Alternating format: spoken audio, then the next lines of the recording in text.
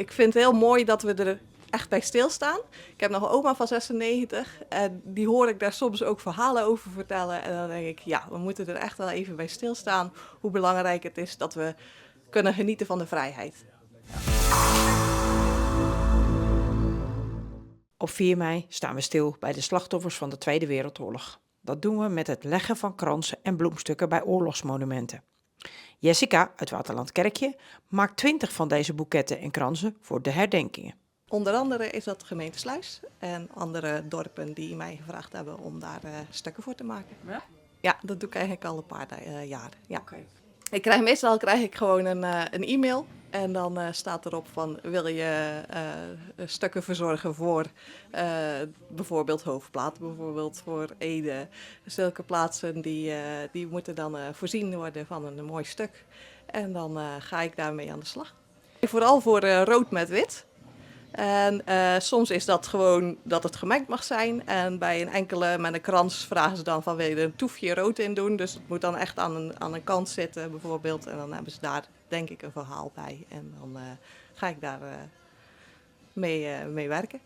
Dus ze spreken gewoon af van het mag zoveel kosten. En daar moet ik mee zien toe te komen. Ja.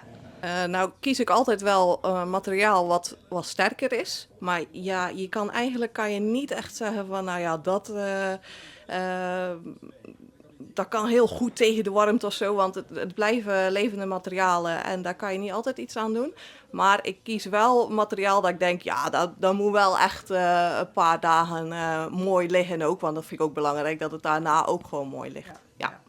Er wordt gewoon echt kleur gezegd. En ook wel, dan zeggen ze van, goh, wat heeft het dorp of dergelijke zelf al besteld? En doe het een beetje dat het mooi samen vormt. Dus als die dan iets met een rood ook doen, ja, dan pak ik dat natuurlijk er ook in. Maar van vorm is het meestal wel een krans dat ze willen. Is dat anders, dan staat het er ook bij. Ja. Bijvoorbeeld als je Sluis hebt, die hebben Stichtings Oorlogsmonumenten.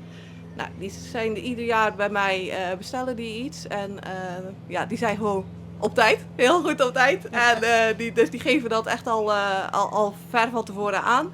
En als dan de gemeente dus laat weten van, goh, wil je iets maken, wil je dan laten dat ook een beetje past bij wat de Stichting Oorlogsmonumenten heeft. Ja, ik kan nu niet dit jaar, maar meestal ga ik wel nog even gaan kijken. Sowieso op televisie wil ik het wel altijd even zien. Ja.